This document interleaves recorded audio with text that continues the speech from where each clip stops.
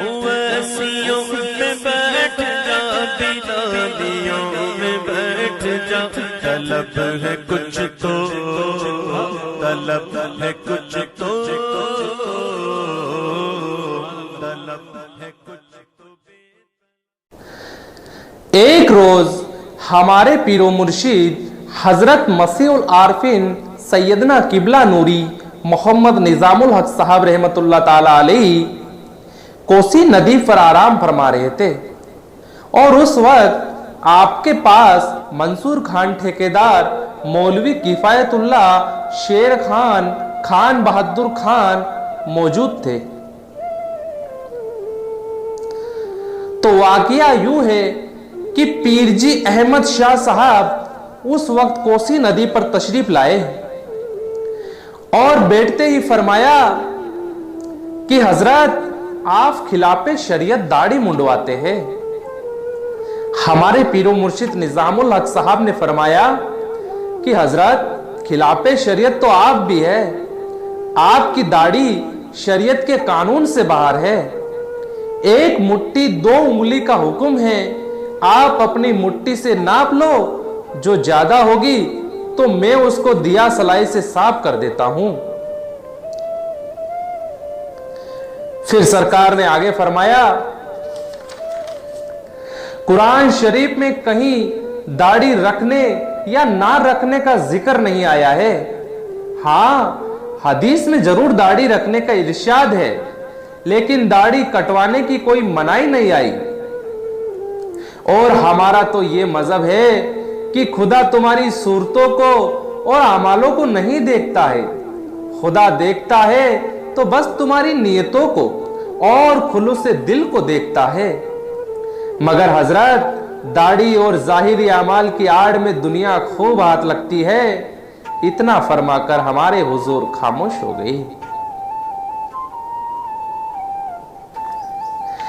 ایک روز مولوی نظام الدین و قطبی میاں و سراج الدین خان حضرت نظام الحق صاحب جو کہ دریائے کوشی پر تشریف رکھتے تھے، یہ سب ہمارے پیر و مرشد کی خدمت میں حاضر ہوئے۔ اتفاق سے ہمارے پیر و مرشد اس وقت کتے سے پیار کر رہے تھے، تو نظام الدین صاحب نے یہ ماجرا دیکھ کر شعر پڑھا، سگ بدریا ہفت گانا بشو تا شود تر پلید تر باشد۔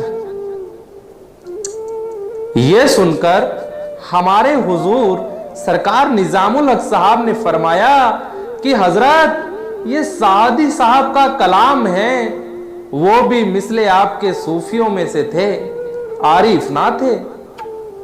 قرآن شریف میں آیا ہے کہ کل شیء مہم، یعنی خدا بند تعالی ہر شے کو گھیرے ہوئے ہے۔ تو مولوی صاحب پھر یہ کتا باہر نہیں ہے، خدا بند تعالی نے ہر شے کو گھیر رکھا ہے۔ اور حدیث شریف میں وارد ہے، انا من نور اللہ و کل شیء من نوری، اللہ نے مجھ کو اپنے نور سے پیدا کیا اور میرے نور سے تمام مخلوق کو پیدا کیا۔ اس میں پاک و ناپاک کا کہیں ذکر نہیں ہے۔ مخلوق سے علیحدہ یہ کتا بھی نہیں ہے مولوی صاحب، یہ بھی مخلوق ہی ہے۔ اور نبی اکرم نے یہ بھی ارشاد فرمایا کہ مخلوق خدا کا کنبہ ہے، اس لیے کسی جی روح کو زبان یا ہاتھ سے کوئی تکلیف نہ پہنچاؤ جس سے اس کے قلب کو صدمہ پہنچے۔ محبت کی نظر سے دیکھنا چاہیے، محبت سے پیش آنا چاہیے۔ اگر آپ کی نظر سے پردہ اٹھ جائے، مولوی صاحب اگر آپ کی نظر سے پردہ اٹھ جائے تو آپ میرا ہاتھ اس نور پر دیکھیں گے جو ہر شے کو گھیرے ہوئے ہے۔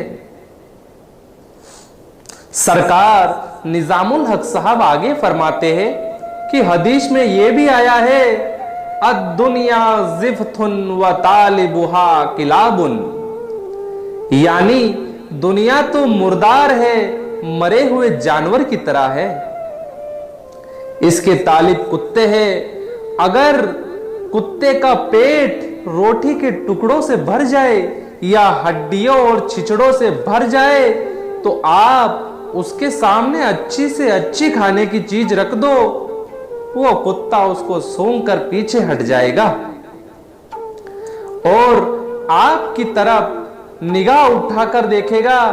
उसका देखना गोया तुमसे ये कहना है कि मेरा पेट भर गया है, मैं इस वक्त कुछ नहीं खाता।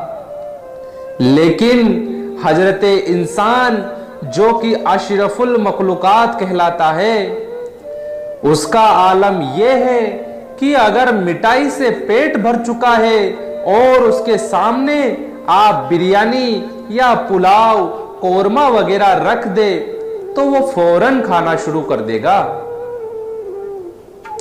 ये उसका कुत्तापन है।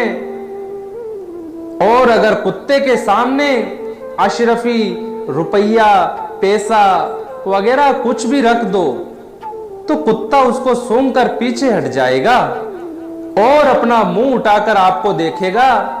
उसका यूं देखना गोया आपको अपनी ज़बाने हाल से नसीहत करना है और ये कहना है कि रुपये का दास जिसका ईमान, धर्म व पैसा है वो आप ही है, मैं इसका तालिब नहीं। इन चीजों के आशिक आप ही है, मैं इनका शेदा नहीं।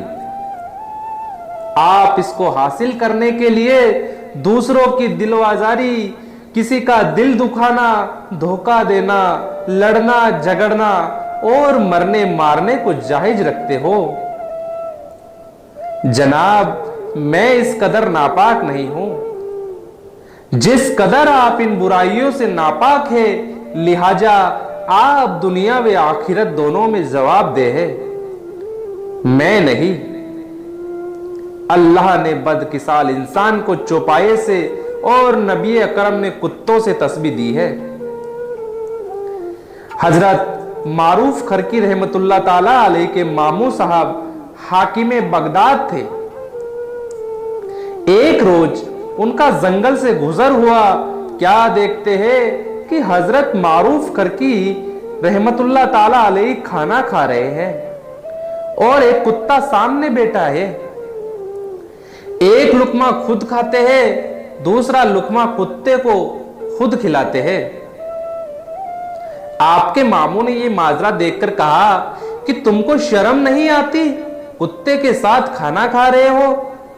हजरत मारूफ ने जवाब दिया, मैं शर्म की वजह से ही इसके साथ खाना खा रहा हूं। मैं खाना खाऊं और ये बैठा बैठा मेरा मुंह तके, कितनी शर्म की बात है।